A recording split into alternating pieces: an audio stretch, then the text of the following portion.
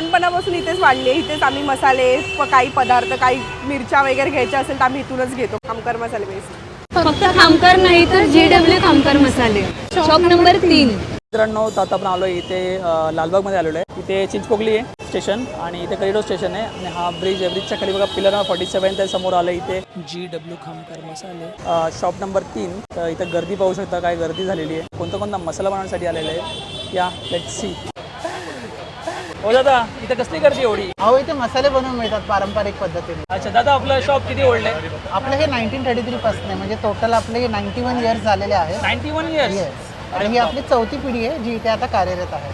तुम्हाला बनवायचा आहे का मसाला? हो, मला साठवणीचा मसाला बनवायचा आहे. अच्छा, नक्की आपण बनवून देऊ तुम्हाला साठवणीचा मसाला. किती किलोचा बनवायचा आहे? 20 किलो. 20 किलोचा चालेल. 20 किलो पण आपण तुम्हाला बनवून देऊ शकतो. तर आशुतोष, बघूया आपण आता मिरच्या आपल्या.